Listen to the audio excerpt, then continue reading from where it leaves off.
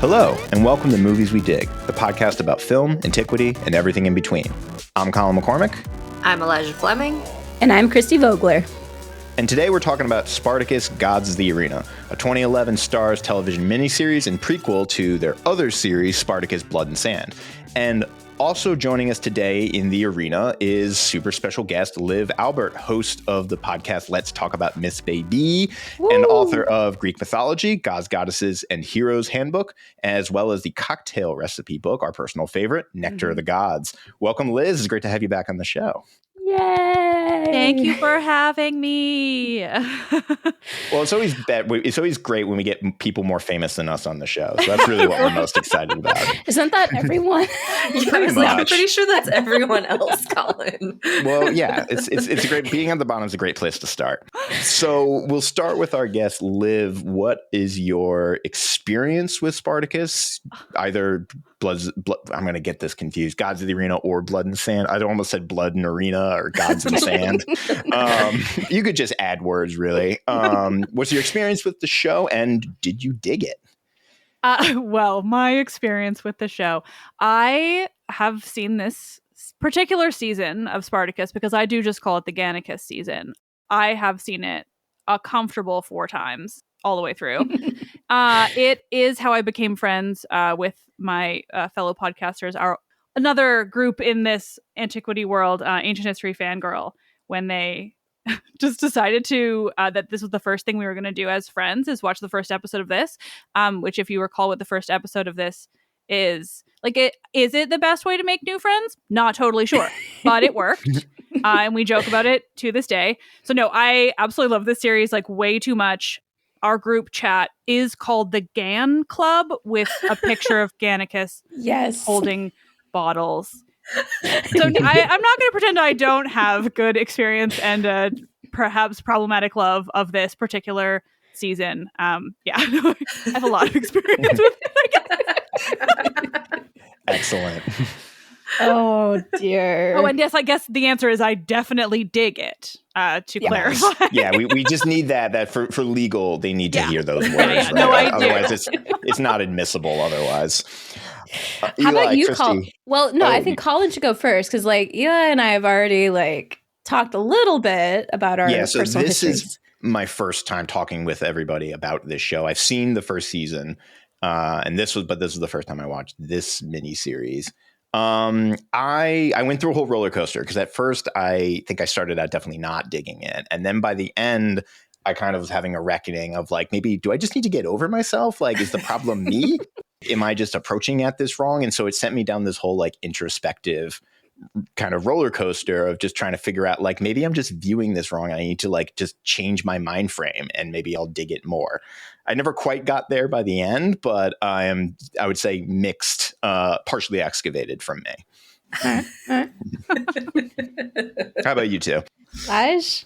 Yeah, I think partially excavated is a good way to describe it, because I think there's so many problems that just make me cringe watching this whole thing, but also parts of it are really entertaining, and I can't escape that as the audience. I'm just oh, this is really fun. Oh, what's gonna happen? But at the same time, I'm why is this happening? So yeah, a partially excavated dig is a good descriptor. I think I am very on board with this season. I'm not alone. Thank you. I dug it. Once I became desensitized to naked bodies and blood spatter once again, You gotta get enjoy there. some of the other aspects. I felt honestly, the prequel was an improvement on season 1, especially in the representation of some of the female characters. So I'm sure we'll get into that. But there's still problems. For sure, we will tear apart the problems. But I'm also now sad to realize that Gannicus might not come back, because my whole thing was Gannicus survives and gets freedom, and he could be a complicated conflict. I assumed thing. this show was inevitably just ending towards Gannicus's tragic and heroic sacrifice or something, because he's obviously not a part of the first season. He's this conspicuous absence. But no, he walks. And historically, a lot of people that joined Spartacus in the slave revolts were freed people too, like those of former slave status. So I'm like, oh, this is setting up for Gannicus to show up and have some like conflict with Eunomaus because he finally comes clean about what happens with Melita. And I'm like, oh, I want it. And now I'm sad. Well, have you talked about the background of the production at all? We hinted at it a little bit Yeah. in the first episode, but I think that's really important to talk about for the season, because the season was supposed to just be like a flashback. Flashback episode of season 2. And the problem with Spartacus's lead actor from season 1, Andy Whitfield, unfortunately was diagnosed with cancer. And I thought it was really noble that the show is like, okay, we want to give him some time to get treatment and hopefully recover. And apparently there was this conversation with John Hannah, who plays Quintus Batiatus. And he's like, dude, I really liked doing this show and I'd love to come back and do more. They're like, all right, why don't we make, a prequel season with it? He gets to film 3-way scenes with Lucy Lawless and just basically motorboat naked women pouring wine down themselves. So he's come a long way from Jonathan of the Mummy. I literally out loud, I just went like, Jonathan. No. It's impossible not to think of Jonathan when you're watching that. Yeah, yes. The whole time. This show is definitely going to recolor my viewing experience of 4 Weddings and a Funeral for sure as well. Oh gosh. See, but in my mind, it works really well. If you're thinking of the Jonathan universe, because he's like, this is what Jonathan fantasizes happens to him as he's traversing the ancient Mediterranean world. That is true. This is his grand tour. Yeah, exactly. Yes. Ela, how about you? Man, I don't know, you guys. I do think that, I liked I don't know. I feel exhausted by this. It's Elijah so much. is decidedly our anchor, but in a good way. She keeps us grounded and to be trying to remember. It's was this good? I don't know, when you just said the 3-way scene with Lucy Lawless and pouring wine down motorboating boobs, I'm just like, wow, what? I'm just remembering all of the extremely cringeworthy moments. And I think that Crixus spent the entire season with his mouth open. I feel like he had the same dumb look in every single scene. I wondered at a certain point where after you get a couple, one of the things the show really loves to do is cross-cut scenes of graphic, bloody violence with scenes of sex and erotica and things like that. And I'm like, is this show training me in a Pavlovian way to be aroused by violence? Yes. And now when I see blood, am I gonna think of orgies and stuff like that? Yes, that is literally. I think that is what continues to be the most problematic part of the show, is that we can't just have fun sex scenes, right? Sure, why not do that? It's it must be intercut with very violent moments, and climax is equated with death. Yeah, it's very French. But it's also very Roman too, isn't it? Yeah. Well, the petite mort is it's just a euphemism for an orgasm. Yeah, and shoot, I found that to be one of the most problematic aspects, because one of the first sex scenes, which is just when Lucretia and Gaia get some opium going, they're having a good night, and we were watching her husband, right? Oh, look at what Lucretia's doing over here, and her husband's getting beat to a bloody pulp. Also, she kills his father at the end of the season. Yeah, but he kind of sucked, so. He did kind of suck. Okay. No, we'll come back to that, but yeah. See, this is the thing that I really enjoy about the show, and maybe it's that I also just really love problematic shit. I really do. I won't pretend otherwise. But I think that it is, obviously it's intentional, but I think that it's intentional and done well in what I feel like they're trying to do, which is, you kind of hinted at it, Christy, but it is Rome. It feels to me like they're trying to do a swords and sandals thing where, and maybe this is giving too much credit, and not maybe specifically as much about the sex versus violence direct juxtaposition, but I think broadly what they're trying to do is make a swords and sandals show that doesn't glamorize the ancient world in the way that something like 300 or Troy does, and instead is it was both like this really horny place and this really horrible place. And I feel like it's impactful that these scenes are juxtaposed like that, because I think so often the ancient world is kind of shown in this sort of rose-tinted light, as if things weren't awful. And so if you are going to make a show about people who are inherently enslaved and ultimately forced to do barbaric things to each other, like, I think that putting it next to because yes, it's about the sex, but what it's about is the wealth of the people who own the other people, right? It's about how they are rich and they can do whatever they want and nothing matters, and they have absolutely no sympathy for the people they enslave. They just don't care. It's all awful. And I think that it's like it really makes an impact to be like, okay, these people are having wild sex while these other people are dying. And maybe, the gladiator bit is like a little bit less because obviously like he is the bad guy still. Yeah. But I also think it's really interesting the way that they address the bad guys, quote unquote, right? Like the owners of the ludus, like they, you like them and you hate them simultaneously. Like you love Badiatus, and I'm going to say Lucy Lawless because her name is escaping me in this moment. Lucretia. Lucretia, thank you. I mean, it's basically Lucy Lawless, let's be honest. Yeah. But like, you love them and then also think they're horrible. And I think that's really impactful. Like, that's what I really like about it, is that like there's no really good characters. Everyone's awful in all of these different ways. And it's just this like wild look at the ancient world.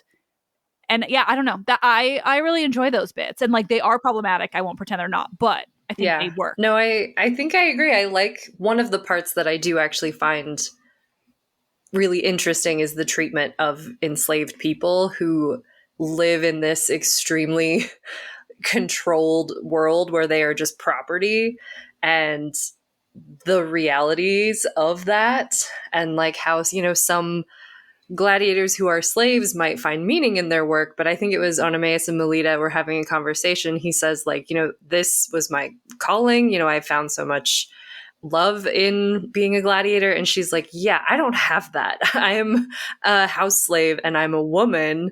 I am at the mercy of everybody else who like owns me.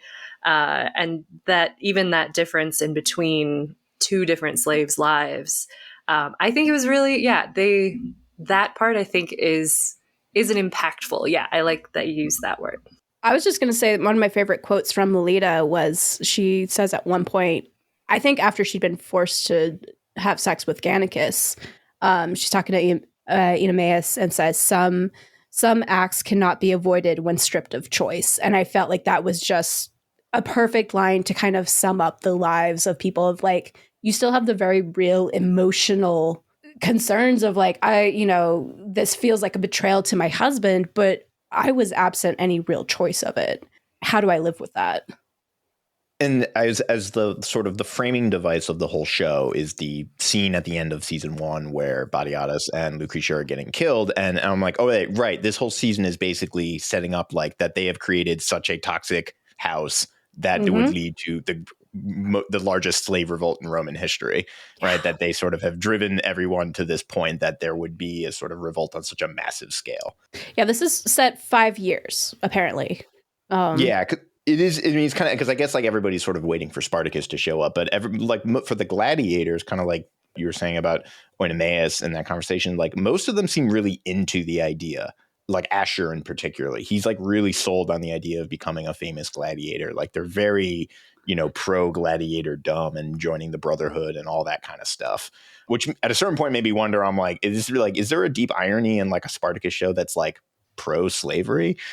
But I think that I mean, maybe less this season. Like sometimes I conflate season 1 and this because I don't watch the ones after with the new Spartacus because he's boring.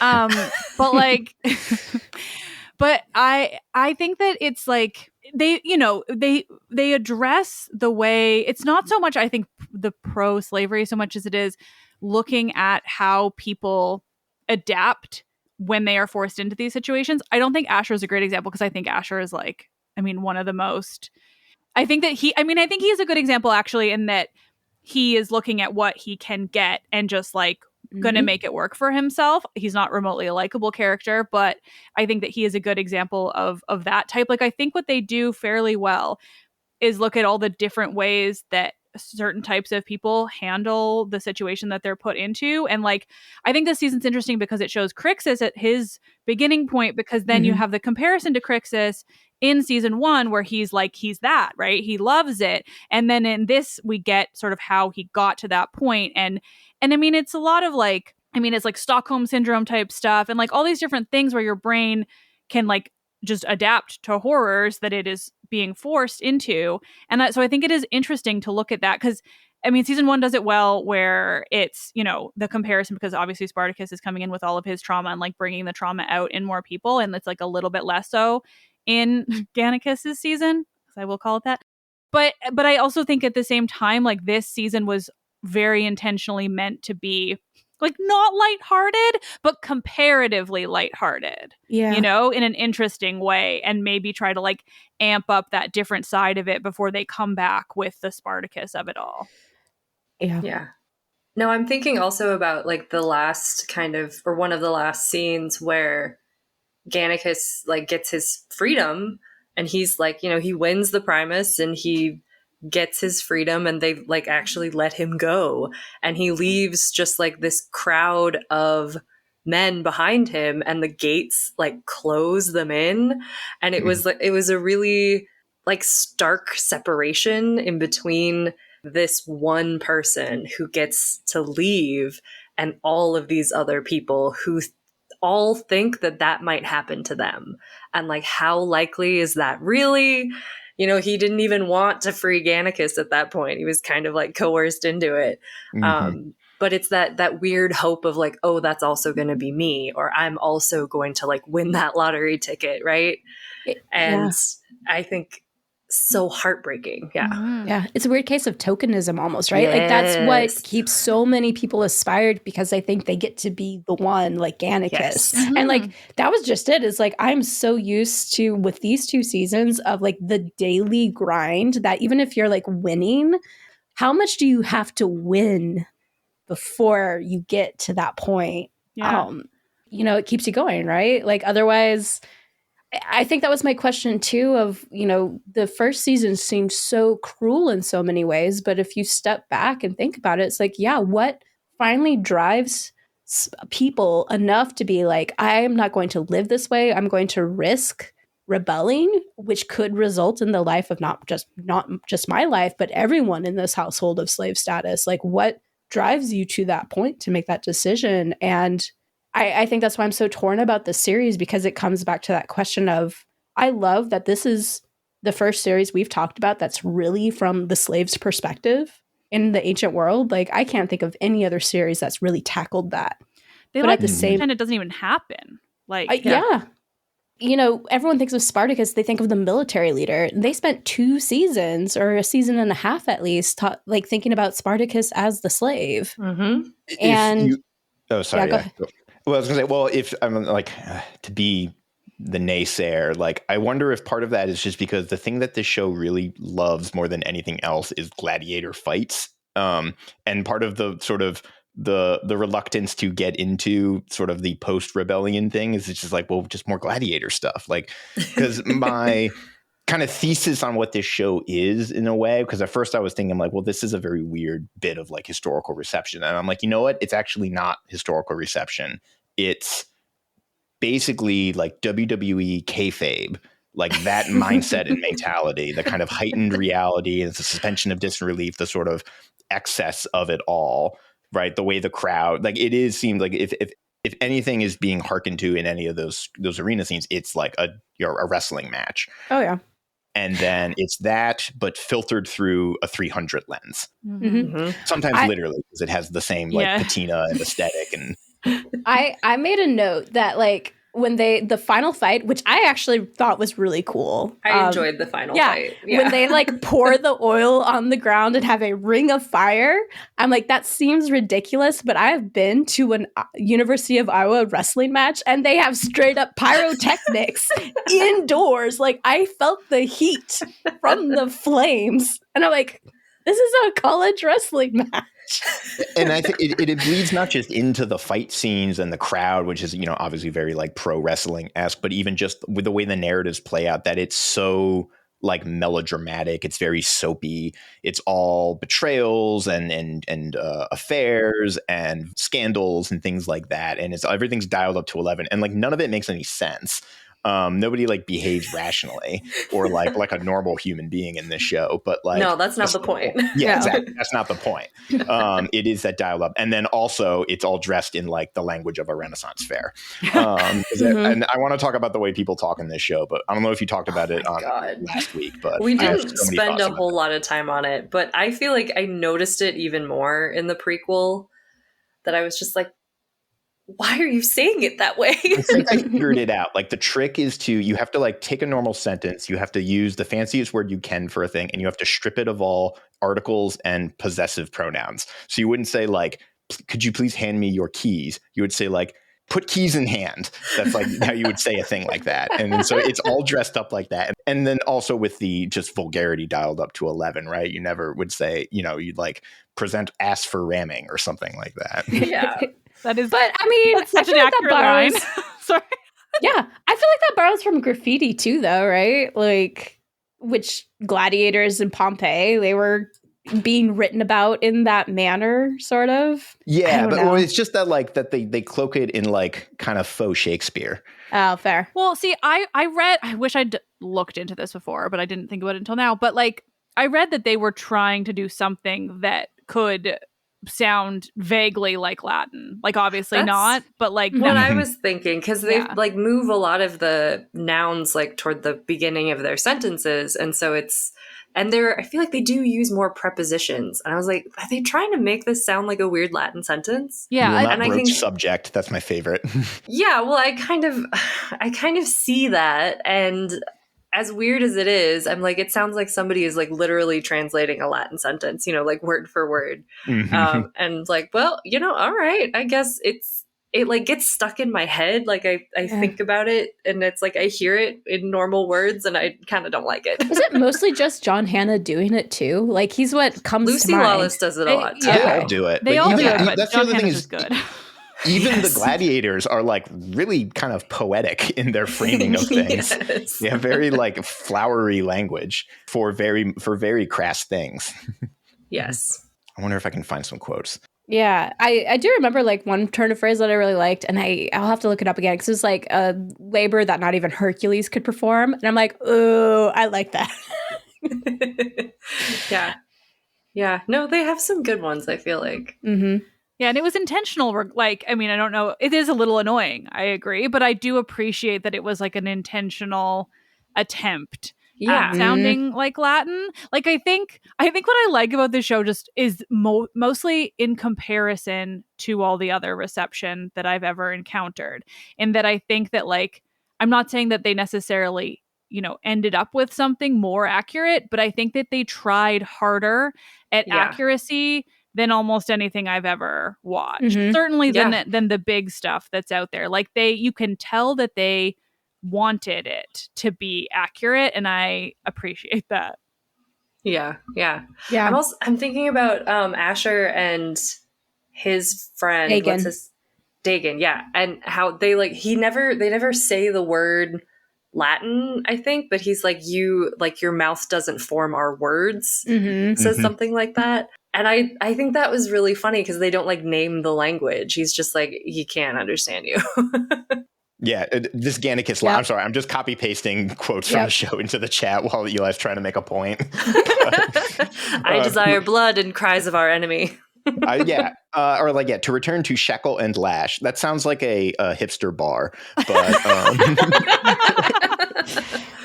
Have you ever done the hipster name generator thing? But there's like a website that's like your hipster business name generator, and it's just like 2 nouns, and you just choose like what kind of fancy ampersand you want between them. So it'll be like goose and plow, or like anvil and thresher, and things like that. It's just like 2 Oh my like god, vague going words. to this now.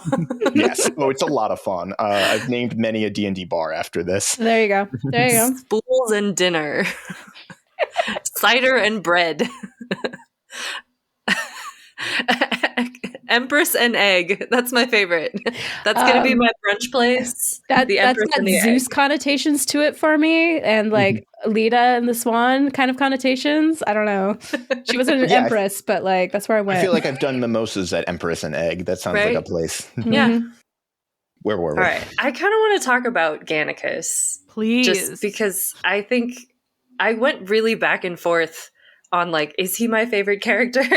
Because he has this cynicism about him, and you know, he's such a good gladiator, but he really doesn't care. He really doesn't try that hard.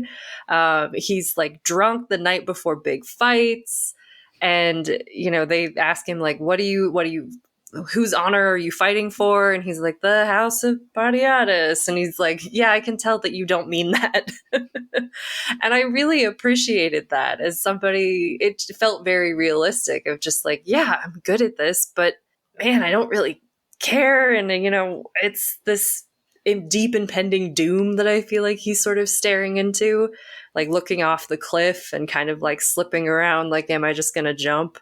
That it was a much more 3-dimensional character than just, you know, another Crixus. Yeah, I think Gannicus is like an interesting like foil to Spartacus, because he's so intentionally meant to be like the opposite, right? Yes. Like, because we had this like very, very dark and dreary season 1, and then Gannicus comes in to be like comic relief in such real ways, especially in that first episode. Like, is it the first one where there's this, the scene of him like drinking on the edge of the cliff and he's singing? Yeah. And like, I just think they were really trying something there. And I also too like to bring it back to what we were talking about earlier about like the like kind of excess of gladiators and how it's set in that way. Like, I do wonder what it would have been like if Andy Whitfield hadn't gotten cancer, like for a whole host of reasons, because frankly the guy who replaces him is just not good, but also like it, like I wonder what you know, like they would like you guys were saying at the beginning, like this was supposed to be one flashback episode to introduce Gannicus, but instead we get this whole season. And so it's like, were they kind of thrust into a lot of extra gladiator scenes that maybe that wasn't the intention? But like, what are you going to do if you're doing a prequel whole series that's 5 years before, when literally all there is gladiators, chronologically speaking, you know? And so I think that's interesting as well. And like, was it kind of forced to become a bit more bloody and gory and wouldn't necessarily have been? I don't know. I think about I talk with my ancient history fangirl friends a lot about like everything to do with those 2 seasons, but specifically like what it would have been like if Andy Whitfield had been okay, because also he's so good at at being Spartacus, and I just like, I know we're not talking about that season, but he's so good in that season. The other part I liked about that first episode, because I think that's the one where Gladiatus brings Gannicus to the market to be like, oh my god, like, you know, just an impromptu exhibition. He bragged, it's like, oh my god, it's so good, I can like beat him blindfold. And here's Gannicus, and he has to do it, and he kind of just like, you can tell he just has him as like, it, I'll do it, and I'll either win or I'll die. So like, here it is. And I actually really liked that scene. I thought it was really fun and different, and also the end was really gory, and I like jumped. So yeah, I guess entertaining for sure. Well, I think his whole personality too, just to emphasize what you're saying, Chrissy, like that's his, like that first scene, like that's his whole personality is like, I'm gonna do it because I have no other choice, so like I'm gonna give it my all, and either I fucking win or I die. And it's like, you know, that's it. I don't know if I can swear. I'm sorry if I can't. Yeah. And I already did. Oh, you can. Okay. Great. That's why I led the charge there. Perfect. Yeah, I thought you did, and then I questioned myself. Christy can swear, but nobody else. Yeah, it's only Christy. Only I'm allowed. Sometimes I think, like, did I, you know, only hear in my head that somebody swore because I want to swear all the time, or did the other person actually swear? But yeah, like, and I think that's interesting about his character, that is like his whole mentality is like, my life is like nothing, so I'm just gonna try and see how it goes. And it kind of fits into, I felt this season was an even kind of a clearer metaphor of thinking about the ludus as like a professional team of gladiators in the way we think of professional teams now, because like at later, he explains to Eunomaus is like, oh yeah, he snorts every time he's about to charge or something like that. So like he had a clear idea of how he was going to beat this guy. It wasn't dumb luck, and it shows just kind of how skilled Gannicus is. But to me, he's kind of the athlete who grew up always being like naturally athletic. It wasn't something you had to try really hard for. And so that's like, you get this idea then it's like that's all you are going to be because you were born for it. And so I thought him choosing to embrace leaving the ludus, because you could like, there would be gladiators who would be manumitted, but they would choose to return for like coin or something like that, because like that is their life. And I thought it was kind of interesting in the end that Gannicus was going to be like, no, I think I am actually done with this. I know I'm good at this, but that's all I kind of know about myself. So also don't want to explain to my best friend what happened. So just peacing out. Yeah. That never comes up in the first season, right? That Eunomaus had a wife who died. Well, that is all is mentioned by Eunomaus. Although the way she died with wine, I thought it was really interesting because Eunomaus made it a point after that. Like he no longer drinks wine, right? Yeah. He decides just to in that instance with Spartacus. And I'm like, what I think that's going to end up being one of my questions. Like, do you guys think this accidental prequel was a prequel we needed? Because that was something that we ask a lot about prequels. And I'm like, I feel like this one did such a good job of tying up storylines that didn't have to be storylines. They were just brief mentions in season 1.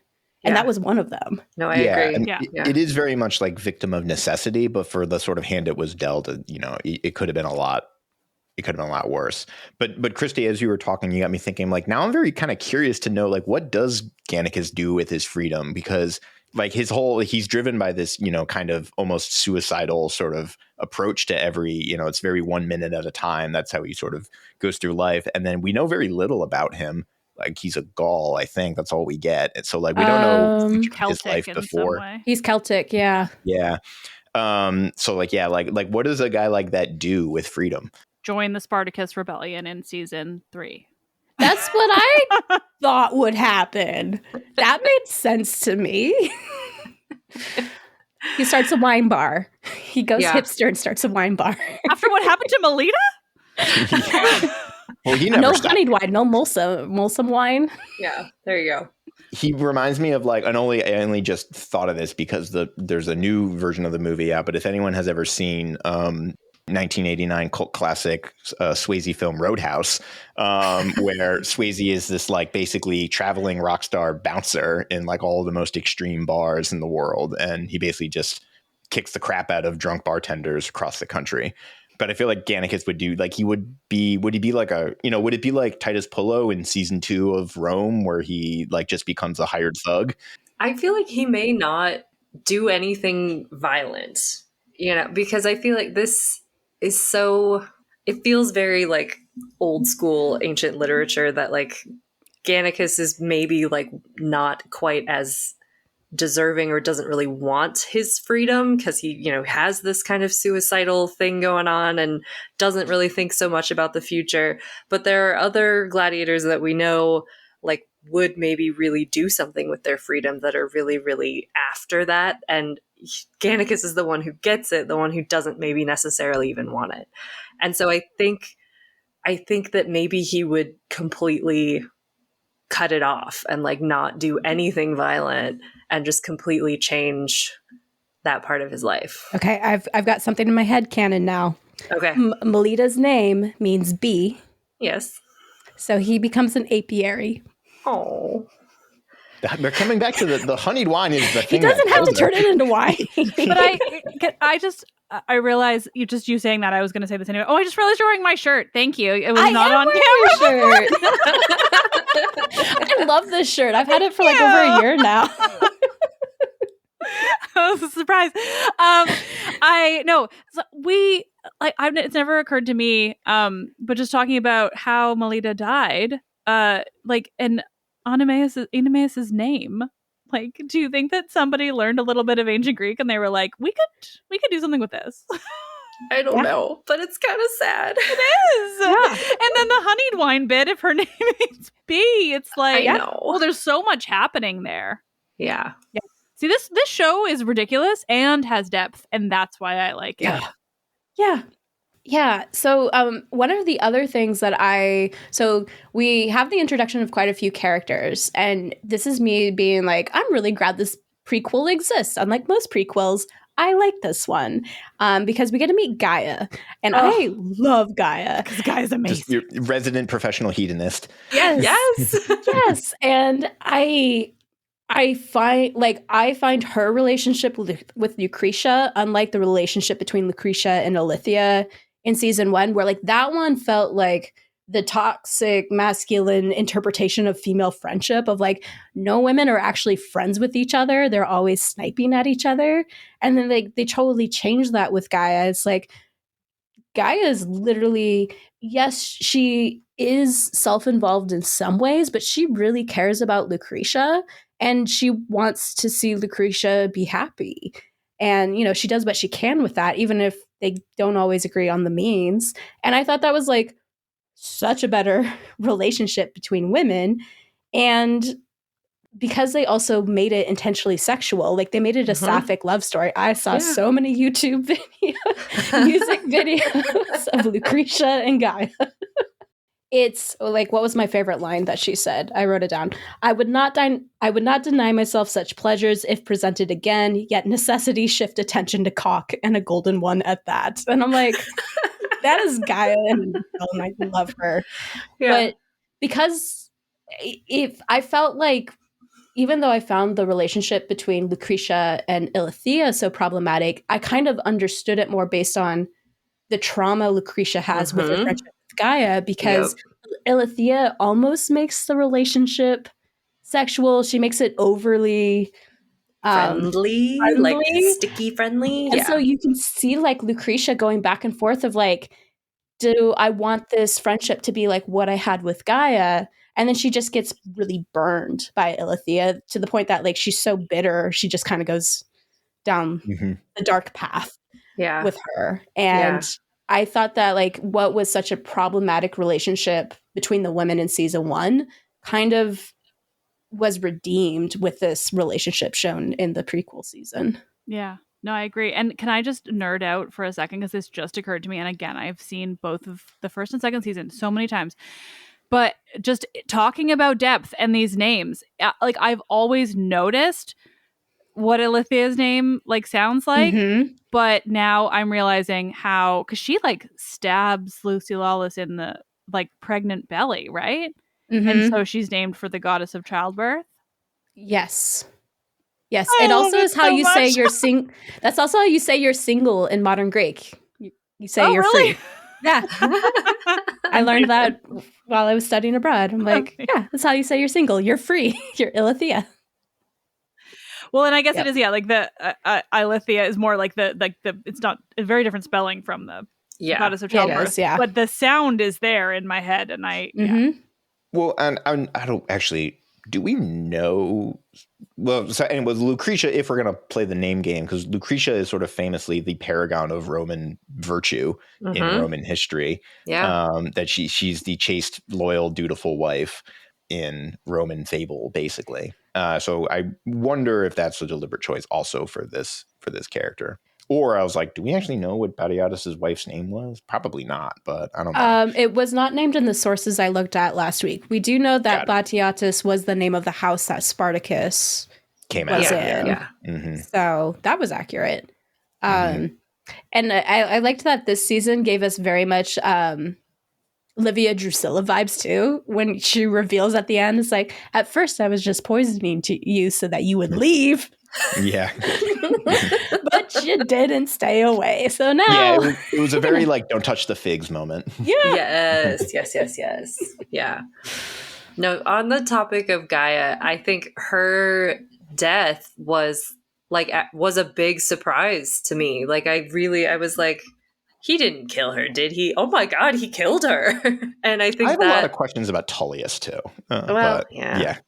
But I think it was really, really like meaningful, and it was a really big turning point of like, how absolutely obsessed with revenge they become. And I did think about Lucretia's like further female friendships that we know from season 1, and just how like, traumatic this had to have been. And you probably don't want to get closer to someone else for fear of having them, ripped away. I do think Gaia's death was one of my favorite moments of this show, just because it was so surprising and so meaningful. Yeah. I like, that was also one of the problematic moments I found too, because again, I really appreciated the kind of queer relationships that they're trying to show in this series.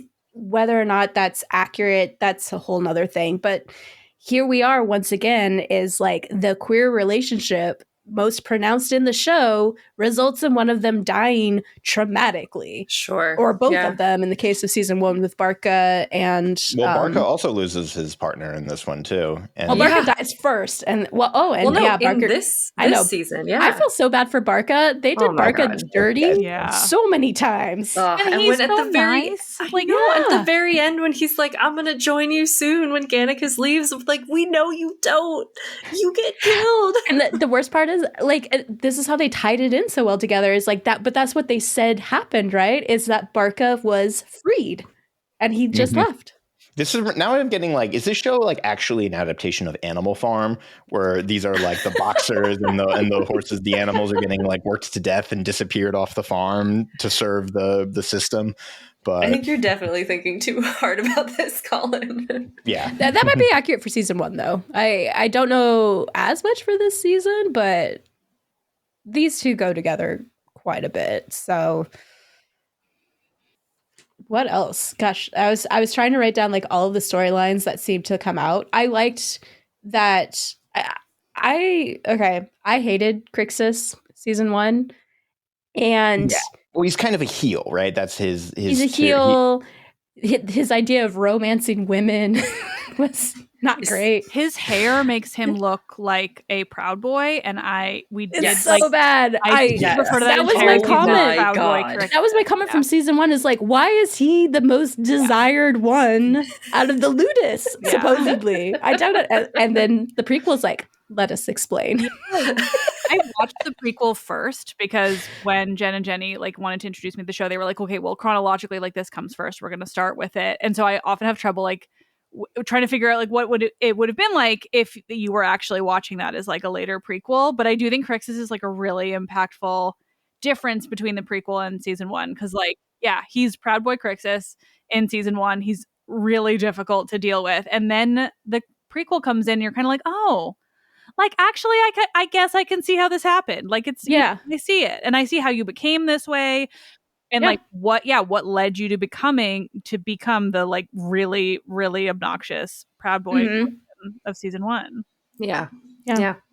And he does not close his mouth. I swear to God, every scene, he's just like, he has this look on his face. I like could not get past it. I was like, why are you looking like that?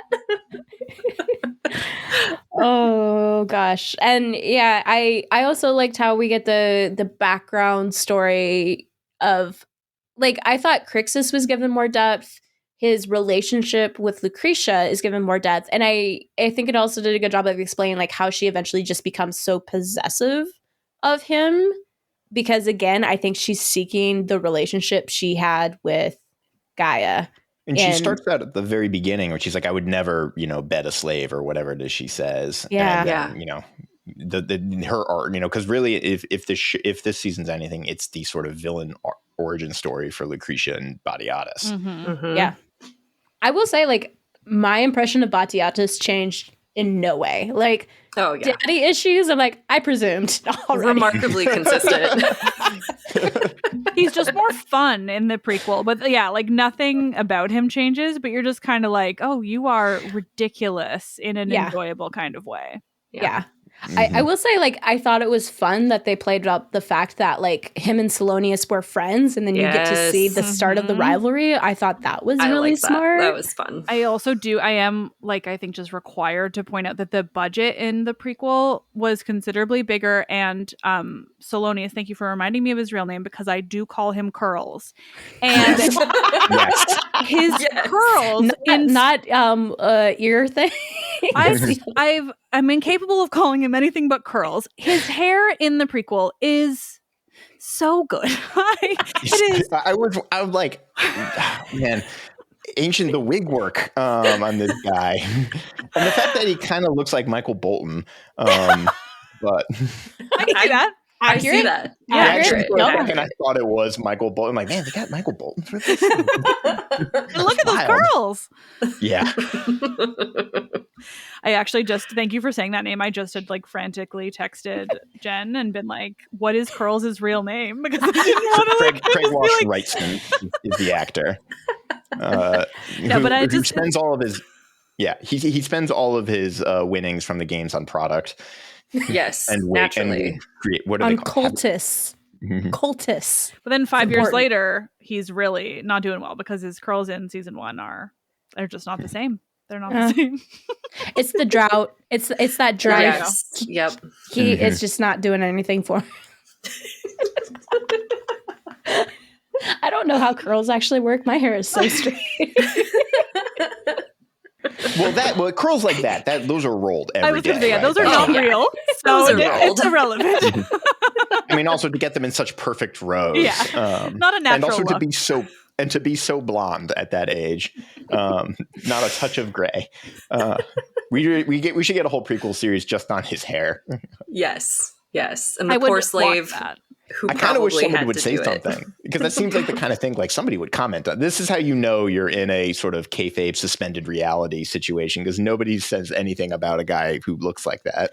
Well, also like the wigs in this season are amazing. Like the obvious choices of wigs, like the fact that Gaia and Lucretia just are both like, let's mix it up. Like, you know, and I like that it's just sort of, I mean, I know it's also, I assume, because again, my knowledge is very Greek and not Roman at all, but like, I imagine it's fairly based in reality of the volume of like wigs that a wealthier woman would have. But I like the idea that, it's just like changing it up. Just what do I feel like today? What matches my dress? Yeah. Oh my God, the dresses. I've like done so much Googling trying to find any kind of cosplay related dress, anything like these, particularly from this season when the budget is good. I want one so bad.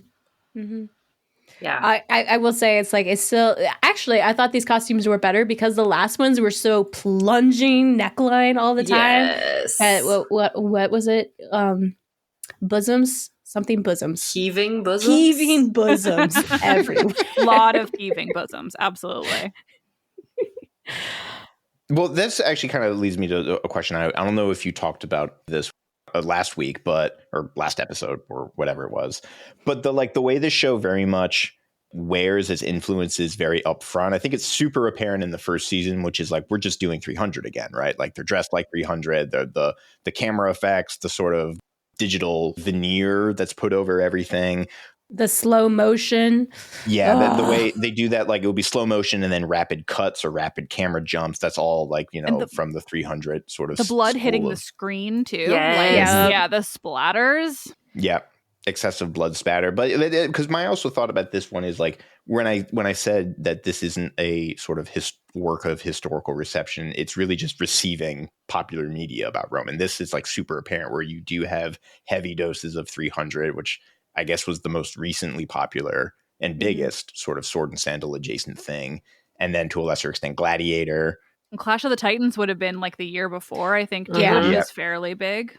Yeah, the Gladiator in 300. I'm trying to think, but like it feels very right. It's a product of the Rome of Hollywood and popular media, and it looks there, and I think it kind of stops there, which is fine. That's not a dig against it or anything, but it's like I watch it, and I know this is what I call it the Zack Snyder aesthetic because Yeah. I mean he carried it through into a lot of his like superhero movies and stuff. Have any of you seen, was it Rebel Moon yet, or No, No. not Outlaw yet. Moon, whatever it's called? Rebel Moon. Yeah, it's Rebel Moon. My office mate and I were just talking about this the other day and how we're probably never going to watch it.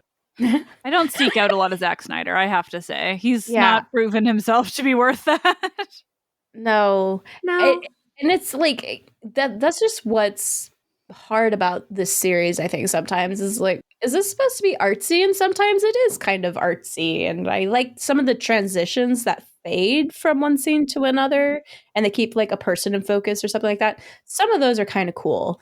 But like the way like blood spatter and the like overt violence is, I think I said this at the beginning, is like once I become desensitized to those things they're beating me over the head with, there are parts of the show I can just enjoy.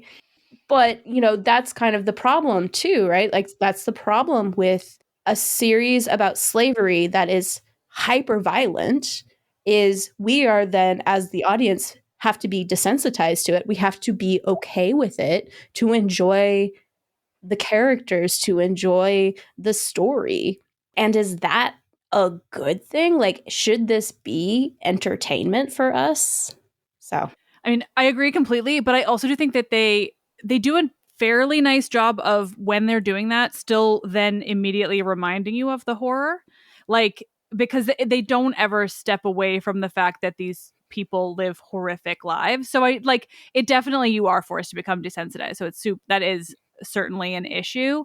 But at the same time, like I feel like, and maybe it's just been a long time since I've watched something like Gladiator, but I feel like something like it does do a little bit of a better job of really emphasizing the horror alongside the gratuitous violence and the fact that like when they leave and when they're in the arena, certainly, but also when they leave the arena and they're no longer like the star of the violence, like they do always explicitly return home to a very different sort of violence. That's like a good reminder that like often they get to be this sort of different, they get to lead a kind of different life in the arena, but the reality is still waiting for them. And I think that is, yeah, like I think that is an interesting way of doing it. Like it doesn't make it better that we have to become desensitized to their horrific lives, but it is, they don't stray away very far from that reminder. Yeah, I'd never thought about it that way, but I think you're really right. And I'm, thinking about just like the types of violence, because there's the entertainment violence, like the rock star type of violence. But then there's like people who are never in the arena, like Melita and Diana, the girl who's like horribly mistreated and then makes like the decision to run away and then gets horribly executed. Like all of that violence against someone who had never stepped foot in the arena. I think that has changed the way that I think about it in a good way. I think that's often in the arena too, like not always, and I'm going to forget how much is in this season versus the other, but like they are, you know, often the stars in this violence in the arena, but then they also often have to like fight somebody they know and kill somebody they love. And so there is this like really harsh juxtaposition that I think is like more impactful, to use that word again. Like I think it's more impactful with the hyper violence, like the like dramatized and sort of glamorized violence, I think is almost necessary to really then drive home the horror of that violence. Like you have to kind of have both, or else imagine if it was just the horrific violence of being enslaved without the entertaining violence of the arena. Like that would just be trauma in a show. Like you need to find that in between so that you can then take in the trauma, because otherwise like nobody could handle it, you know? Like it's an interesting line to walk because it's all up, but like it's up in a way that they are very much reminding you like this is a life people led. It was horrifying. Sometimes they found value in it and then sometimes they really did not. Like it's just it's kind of like a little bit of everything. I don't know. Yeah. I think that's why I liked Diona's storyline, to speak to that, like the harsh reality of what she suffered in the house as a slave and her execution being set up. And like, this isn't the first time that Quintus had done this, right? Like making a decision because he's pissed off at someone else at the moment that like completely changes the trajectory of a slave's life. And, she's sitting there hoping, and like, Lucretia's too is like, I know what happened to her. I know it wasn't fair. But like, I also, as a woman, couldn't protect her from that, sadly, even though I, am free and she's not. And they're all just looking at Badiatus, and Badiatus is just pissed off at Salonius in the moment. And he's like, oh, it's a good message to remind people like what will happen to them if they betray me. And so she just becomes a message. And her life's collateral over. damage. Yeah. Yeah. They do a good job dehumanizing, like, intentionally in ways that is a reminder of the reality. Like dehumanizing these people, like showing the way that like Lucretia and Badiatus are both normal everyday people in ancient Rome, and also these like horrific dehumanizing monsters who own and completely control the fate of real people. Like it is a really interesting juxtaposition of like their crazy sexy times with Gaia and like all that wildness and the drinking and the partying, and then like immediately you get like the absolute horror of the people that they own. I still wonder a little bit if this is a thing where the show kind of works against, the show's interests are working against these ideas, because like it is still called Gods of the Arena, and like there's a very heavy emphasis on like the, it's the fight for the cup basically, where it's like, it kind of does become all about like who's going to win the Primus and like be the best gladiator. And the show, I think, like sells itself and markets itself, and people, I suspect, a lot of them watch and enjoy it because they just want to see these gnarly gladiator fights. And then in that, it becomes in some ways sort of whatever the critical or more introspective or deeper looks at institutions of oppressment are, to me at least, very much undone by this like fact that we want a show of like just more gladiator. I think one of my other favorite moments that really plays with that idea in a successful way is like the second sex party Lucretia throws and Gannicus is going to do an exhibition against Tullius, and Eunomaus has to tell him, it's like, yep, just take a few hits and lose. And Gannicus is like, really have to lose to this guy? And Tullius almost kills him. But the reality is like, this guy would be done in a moment. And Tullius is like referring back to, it's like, oh yeah, my military training is coming back to me, as if he truly believes he is of superior skill to this man because this man is a slave and he's not. And I thought that was such a good juxtaposition. Again, though, like we're back to the influences on its sleeve thing. I think Kirk Douglas's Spartacus kind of did this better a little bit, of like all of the things we're talking about, of the way like the emphasis on like you're going to have to fight somebody and possibly kill them, the flippantness of the big scene, or one of the big scenes in the Kubrick Spartacus, where the guy comes for just this exhibition match and then he's like, oh, just have them kill each other, and then Peter Ustinov's Badiatus tries to kind of talk him out of it, and then but eventually when enough money is thrown down the line, he's like, all right, fine, yeah, they're going to fight to the death, and then that's the thing that breaks and incites Kirk Douglas's rebellion. And I just kind of think like, I feel like a lot of these things that we suspect are kind of more interesting or deeper, I think are maybe just coming from somewhere else, but maybe that's just me. And I think also, to Liv's point though, season 1 was a lot more upfront about that kind of thing. There was a lot more conversations about we might have to kill each other in the arena.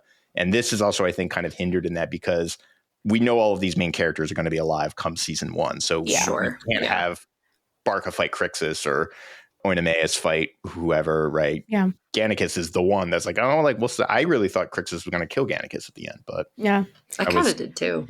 Well, but like, and I to your point earlier, Colin, like, I think, and I wonder if this is just my own, opinion on it coming through, but I do think that whether this was intentional or not on their part, I do think that it's actually can be very beneficial to intentionally market a show like this as gratuitous violence, as just another gladiator killing everyone show, and then have it be more.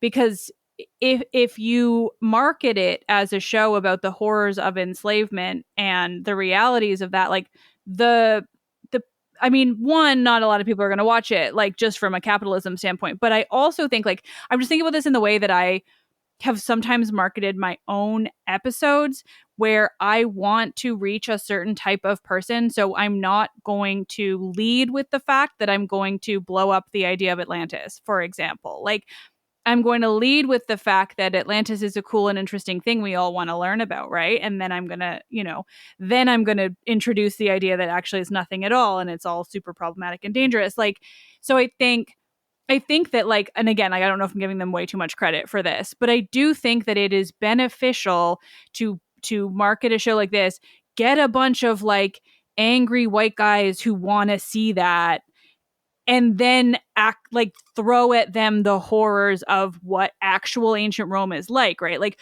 we all know the type of people who are interested in ancient Rome beyond the nerds like us. Like, they want the horrors and the dark and they want that violence. And so I think like then making them watch something where they're reminded that these were real people living horrific lives, like can actually like make an impact in a way that, yeah, like if you lead it as, something else is not going to do it. I really like that idea, Liv. And what we talked about Alexandra, is like I've spent some time combing through the reviews of the series in season 1, and boy, did they nail the audience. Like, they definitely marketed it to exactly who you were talking about. But I think unfortunately the takeaway was the 10 for 10s are like, this is great. I wonder if it's like going to fall victim to the Fight Club thing where Yep. people, the Fight Club's biggest fans are the people that Fight Club is actually satirizing and mocking, but they sort of just take it at face value and they're like sick, guys fighting each other. Well, on that front, I do have a 6 out of 10 star review for the prequel season that I wanted to share real quick. Yes. So 6 out of 10 stars, but this one is not as good as the first. The fight scenes are perfunctory. Even the sex scenes are not as hot. And worse, storylines are all rehashed from the first season. I mean, that's just a title. I could keep going, but like... Yeah. I mean... Eli, did you write that? Back in 2011, because I went to like back when it first came out. It's so funny. But like that's what so much of like the original reviews are, right? Like, oh, the fight scenes are so cool, and it's almost like watching softcore porn on Stars. And I'm just like, I mean, yeah, I don't think you're getting it what I'm getting. It was, I think, very much like trying to tap in. It was trying to like pick up the torch that 300 left, and like very explicitly, like the first scene of the first season is basically 300. They're in like the Spirit Halloween costume versions of what they have in 300, and like everything is a little bit like not quite as polished, not quite as the production quality isn't quite as refined as in that movie, but it's very much like trying to do that same thing, and so I don't know. But I think at the same time, like they had to have had enough historical knowledge to know that, like, even if they were trying to pick up where 300 left off, they were still trying to, by nature, also combat what 300 did wrong. Because 300 likes to pretend that all of Sparta wasn't, populated by enslaved people. Hey. We speak of that. I'll come back to me in a moment. I have a quote from Zack Snyder about his thoughts on his own film 300. Jesus, horrifying. I'm sure I'm gonna love this. But yeah, like I think that like even if they're trying to pick up on 300, like they are still being like, we're still doing a show about enslaved people. Like, so I still think even in that case, they're still doing better. I mean, considerably better work. Like in terms of countless things, 300's a mess. But like, I don't know, and maybe I admittedly love this show. Like I for all its problematic natures, like I won't pretend that I'm not like a little bit biased by my enjoyment of it. But I do think that it's interesting in that respect, and I hope we're going to talk about the gays too, because you mentioned it like off mic earlier. Yes, this was leading me into Christy, if you had, I do have it. I found the quote. So from Zack Snyder, truly, the filmmaker added, "As we go forward, I would love to just kind of stress, look, 300 in some ways is one of the gayest movies ever made. It is incredibly male-centric, male-obsessed. You really feel strong male energy from that movie, even though Gorgo is an incredibly strong female character." Maybe that was just me doing the research and understanding Spartan culture, that energy was in there. It was important to make sure there was a visceral sexuality to the way the men actually interacted, regardless of whether you acknowledge it. It's there. I'm so thrilled to hear that exists. Like, I would have never clocked him for saying that. I did a series on Sparta last year, and I wish that I had like had that because, like, I mean, yeah, he's right. But He's right. Most guys who love that movie do not see that. My best experience of watching 300 was I was still undergraduate, and I was really good friends with guys in the Sigma Chi house. So they had a fraternity movie night, and it was 300, and that was the way to experience that movie. It's like watching it in the Ludus. It was exactly watching it in the Ludus. No, I mean, this is like what I find so delightfully funny and ironic about like macho bro culture is like how it so quickly becomes like so homoerotic. Like when you just dial up the macho, it just basically becomes like gay erotica. And this show, at least to its credit, is, well, actually, I'm not sure. Well, let me rewind. I was going to ask, I asked before we started recording, like, in the sense of like, who is the gaze for in this show? Like, who is, right, the viewer? Because pretty much every character in the show, maybe excepting Badiatus, is a sort of object of desire in some way, for sure. We are looking at them in a very sort of sexualized tint. The camera is sort of leering over everybody. Maybe that's the wrong word, but it's leering feels appropriate. Seems like the right word. Yeah. Salivating, we might say, over everyone and everything. Even like the background extras, there will just be like naked people and sex and stuff going on in the stands. And the boobs heaving in the stands. bosoms. Yeah. The volume of boobs in the stands. Yes. Lots of boobs. I think we talked with last time a little bit about this, on that like some of this gaze with like having so many shirtless men absolutely ripped, that like that is usually coded toward a female gaze, but I think it's also there for the masculine gaze as like a self-insert kind of thing, like the gym bros. It's aspirational. It is aspirational, right? Yeah. It's the Timaeus cover is of very Men's realistic. Health. It's like The running joke of people getting really into bodybuilding and weightlifting, expecting they're going to attract a lot of chicks, but really it attracts a lot of other dudes admiring their gains. Yeah. And what, like the phrase "no homo," right? Like that became a literal phrase. That's a very, I feel like, when was the peak of that? I want to say that was that phrase. That was probably just a few years ago, but Was it? I feel like Christy, heard it in a That was while. a good over a that was decade ago. a good 10 really to 12 years we all ago. just Am I got that old. old? Yes, Yes, I think Christy. we all just got old. No, I was gonna say, I feel like I haven't heard it in a while. yeah, I feel like What that media brought it to light? There was like a TV show that like specifically used I don't it. know if they're explicit about it, but Friends really jumps to mind of like, if you want to talk about like late 90s, early Aughts gay panic, Friends is like Yes. right up there. How I Met Your Yes. Mother is. Yeah. There's a lot of that too. Yeah, Yeah. ironically. Yeah.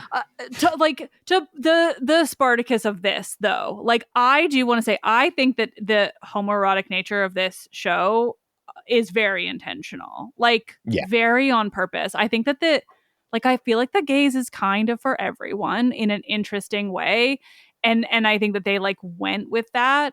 I don't have that much insightful stuff to say, except that there are more cocks than most shows that would normally have that many boobs, and I think that that's great equal representation.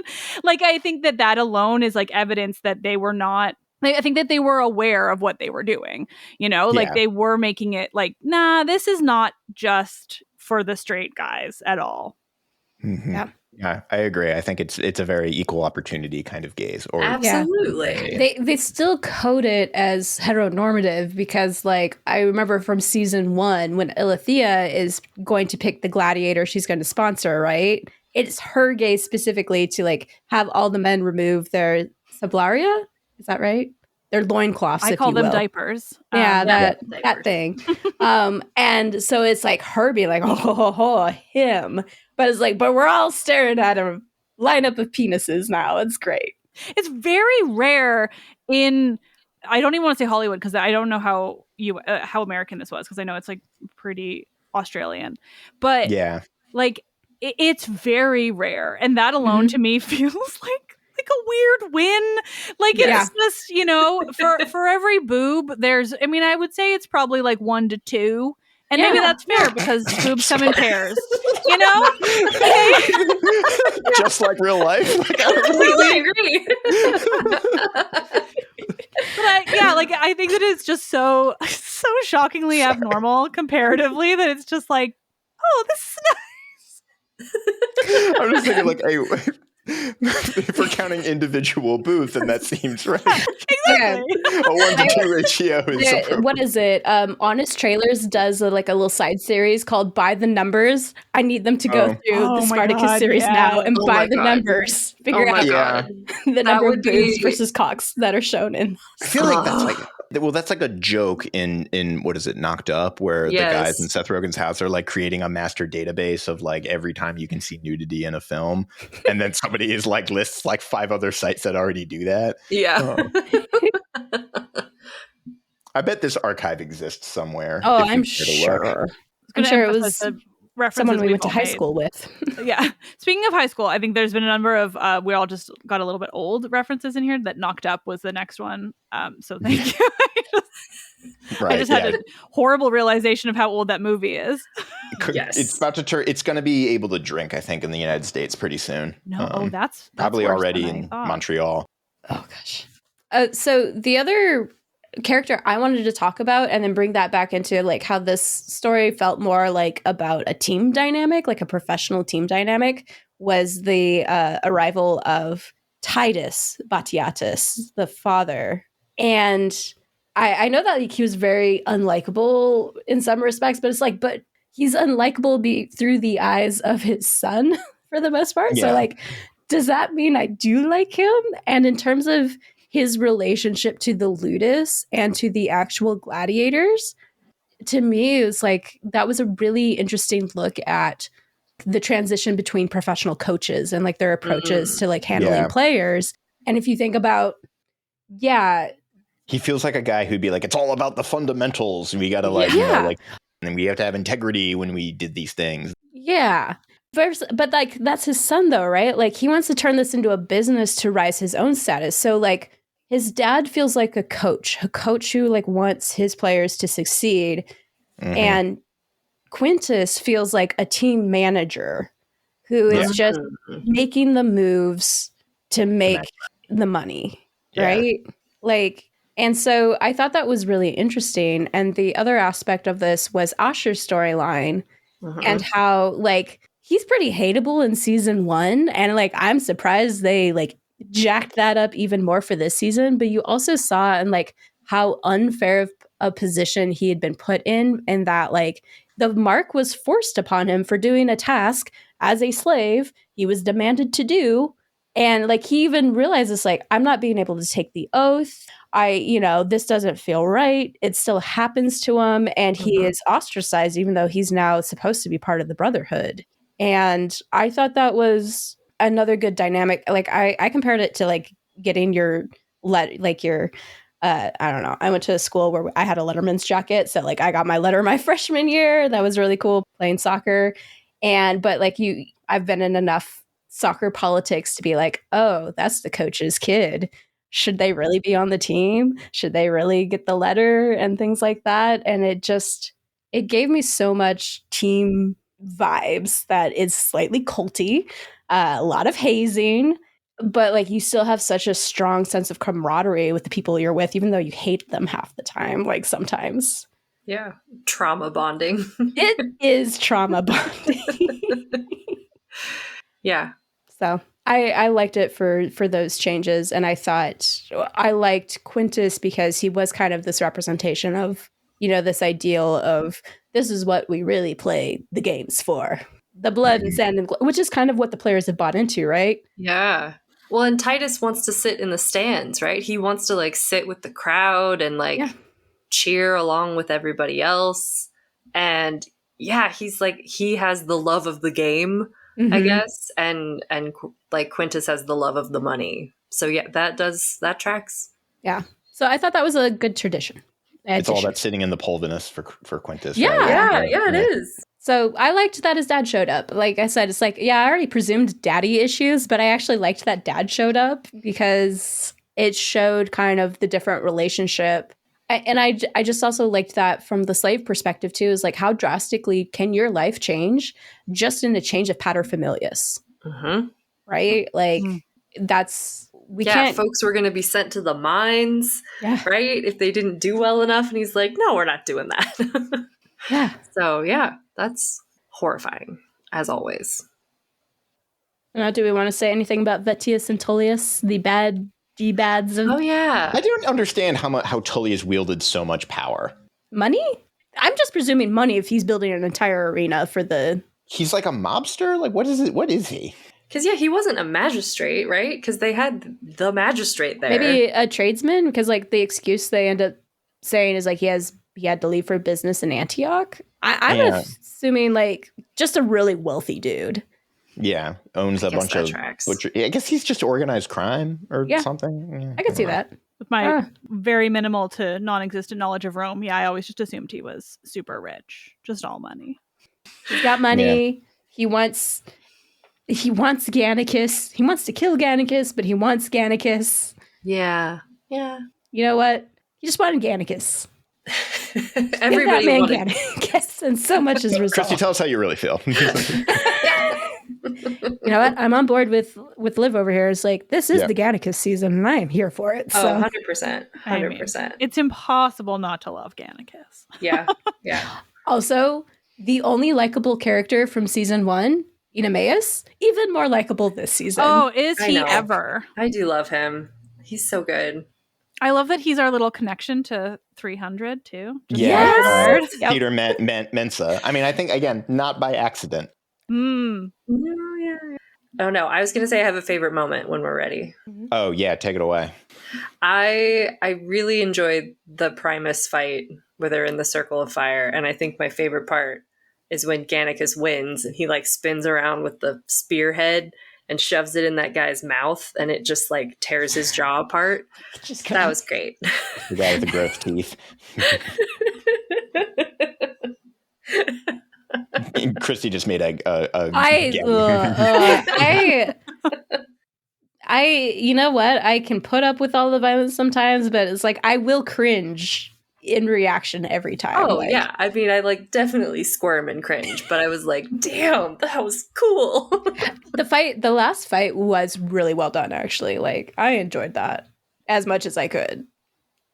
I think my favorite scene, there's one episode in like 3 or 4 where there's a running sort of B plot about how Crixus has a hard time against guys with spears. And then Gannicus basically like Gaul shames him where he's like, what's your problem? You never fight any guys with spears? I thought you were a Gaul. And he's like, the spear is unknown to me. And then we get a little bit of backstory about Crixus's. He was, I guess, enslaved by the Averni and sold to the Romans. But I just like the scene where he goes, the spear is unknown to me. And then Gannicus kind of basically like calls out his Gaulishness. I was just going to say Gaia. Gaia was so good. I enjoyed her so much the entire time. So that's all I got. Yeah, I have trouble picking from just like any host of just because this was like the first thing I watched in the whole realm of Spartacus. And so I mostly love the like ridiculous inside jokes that I've developed about this show, which I also realized I didn't get a chance to talk about how I learned everything I know about gladiators is from this show, for good or bad. Except actually Alexander was on my show too, so she taught me a lot of like real stuff.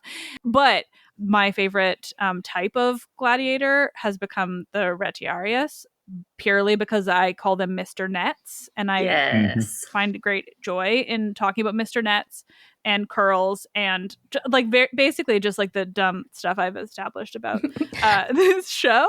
But I think my favorite moment is the first episode where Gannicus is just singing drunk off the edge of a cliff. And I'm pretty sure his song has the line, "My cock rages on," which is pretty great. It's very Gannicus. Yes. Yep. It's very Celine Dion. Yeah, exactly. I don't know if you talked about this, but I was going to mention, like, were we going to address the fact that Badiatus' house is on the top of Mount Doom and that there's this, like, 1,000-foot cliff next to it? Like, where is this guy's house? Just take that in stride. And then at some Game point, of Thrones come after this, were they looking at that and being like... It's about a year later, I think. A year or two later. Because the pissing off the side of it in season 1. Mm-hmm. Yep. Yeah. Well, there's one point where it's when they like kind of waylay the rich guy who's visiting to like sponsor the Primus, and then Gladiator says like, "Oh, my house is not far from here," and I'm like, "No, it's not. It's on the top of the goddamn mountain." Too. I was like, "What do you mean not far from here?" You have to hike up a mountain to get to this thing, and then it's 1,000-foot cliff, and they just have there's not even a net, right? They just have this. I'm sure it's there. So in the first season, so they could 300 Spartan kick people off the edge of it. Yep. I do have one good final question for us, since this is going to kind of eventually follow up Xena Warrior Princess as well. So, of course, Lucy Lawless is in this as Lucretia. Lovely. But apparently, because there had been talks about a Xena reboot, and they kind of got waylaid because Lucy Lawless came on and did season 1, and like the ending kind of left it up to like whether or not she'd continue to be part of the series. And she's like, "Oh, I'm loving this." So she will get to continue to be part of the series. Yeah. She's not gone. What do we think?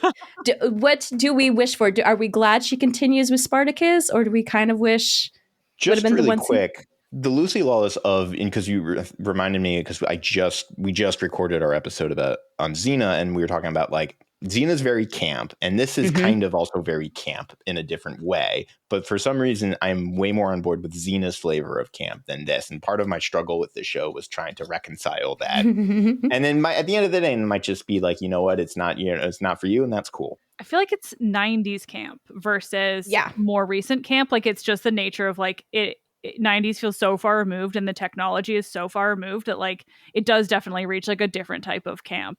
You know, it feels more obviously camp versus, versus Spartacus. Give this another decade. I'm pretty sure it'll hit those levels of camp. Talking about Xena made me think of this, but when I was watching the Rings of Power, there's a high volume of Spartacus actors that are in that show, and I just ended up spending like a great amount of time. Like there's one scene where there's just like a random guy on a ship who I think he says 2 words, and I was like, "That's Barca!" And I think it just like says too much about like how often I've watched this show. But like, yeah, it's not remotely related, but they're just an FYI. There's a great number because of filming in New Zealand. Just like the nature of the actors. I just had another thought too. It's like Gannicus survives, and if he doesn't show up in the later seasons, I don't know if he does or not.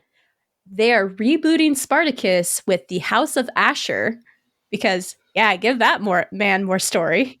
Wait, is that what it is? Yeah, it's gonna be the House of Asher. Oh, I don't want that. Why is it not the House of Gannicus, my apiary man? Well, I mean, Gannicus does not. I mean, I don't know what spoilers you do or do not want. I just haven't seen it yet, so like if he shows up, I wouldn't be surprised. I could see that being very intentional from the prequel. So, but it's like, man, if he didn't show up, why is this reboot not about him? Yeah, that's a bummer. I hadn't heard that yet. I just knew it was like a thing that was hopefully happening, but I mean, I still have faith. Are they giving that man a redemption arc? No. None. No, I don't think that that's possible. Because also, like, I'm pretty sure he continues to be awful in future seasons, if I recall. I don't see it improving at all. No, I think the only improvement would be like if he wasn't there. Yeah. Like, so, yeah. But I do believe he is there, I think. Maybe not. Again, I've seen the other 2 seasons one time. Okay. And I've seen the Gannicus and Andy Whitfield seasons multiple times. Okay. All right.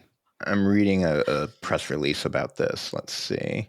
The official description is the series poses the question: what if Asher hadn't died on Mount Vesuvius at the end of Spartacus? No one's asking that question. Yeah, what? Literally no one is asking that question. Talk about we talk about prequels that didn't need to exist, reboots that did not need to exist. I would take a regular, like I was interested in the reboot generally, but now I am less so, certainly. Why Asher? Because we know, like, historically, we know that Crixus, Eunomaus, and Spartacus die. So, like, what options are you left with? Lucretia? Let's just go with Lucretia. I'm sure she probably dies by the end, too, and I'm just going to be mad all around. I mean, Lucretia is like, I'll just say that she's it continues to remain wonderful in future seasons. Yay. They also, because they have Julius Caesar in the next seasons. Yes. And he does look like an Australian surfer in a deeply enjoyable way. I'm so excited now. You know what? I like what New Zealanders and Australians do. Yeah. He's surfer Julius Caesar, and it's incredibly funny. Also, the only other thing I remember is that Glaber becomes hot. And so like I again with my friends, we do just talk about like just hot Glaber. Crossovers. I cannot unsee because he's Haldir in Lord of the Rings, and he can't be on I screen know. for more Yeah, than a no, second. I know. I can't. The moment I Here. realized that, because like I think I realized mid-episode, I was like in the midst of watching Glaber, and then I was like, holy shit, that's Haldir, and it just like changes everything. It really does, and it makes me feel so uncomfortable, and I can't like pinpoint why. No, I agree completely. It is I don't know what's happening. Am I attracted to Glaber? Yeah, it's like no. Or like, am I attracted to Haldir? I don't know. I'm thrilled we got to have so many Lord of the Rings references. Yes. Is the rule like if you shoot in New Zealand, you must use these New Zealand actors? Is that just the rule? Well, as the resident Canadian, I'm just going to tell you it's simply volume. Mm-hmm. Yeah, Sure. there's only so many, right? Yeah. Yeah. It's like, I mean, I feel like it's fairly applicable to the UK too. Like for a long time before Harry Potter became what it is now, and by that I mean the author, like I would play a game with everything of just like count the Harry Potter actors like in various movies. Mhm. Yep. But yeah, no, I mean, and New Zealand is so much population-wise, I imagine I don't know if it's smaller than Canada. We have a weirdly small population, but like, yeah, I feel like everyone's just kind of in everything. I recently talked to someone who made a joke about like, because they heard I was Canadian, and I'm like, oh, you should like say hi to this guy from Letterkenny, and I was like, I should joke about like call back about how Canada's not that small, but I do know someone who's on Letterkenny, so it's like I can't even defend myself. Like we are that small. Yeah, I think that's all it is. I do have numbers. So whereas Canada has a population of about 38 and a quarter, New Zealand is coming in at a tight 5 million. Oh, So- babies! Yeah, Dang. Yeah, wow. that's why everyone's in. There are cities in the U.S. that have more people in The entirety of New Zealand. Yeah. I know. I was about to ask, like, what state is that equivalent with? Colin, help me out here. Well, like California is definitely bigger than Canada population wise, so it's not. Yeah. It's not hard to have the state. California is its California's own bigger. country. It's Yeah, like 40 million people. Yeah, that's a lot. Let's see. 5 million people. That would make it about Alabama has about 5 million people. Okay. All right. Canada isn't even a country with, or have a city with 5 million. Yeah. So. Louisiana just under that with about 4.6. Okay. All right. So enough to be a fun little party group if you're Louisiana. There you go. A fun but problematic party group. There we go. Yeah, Okay.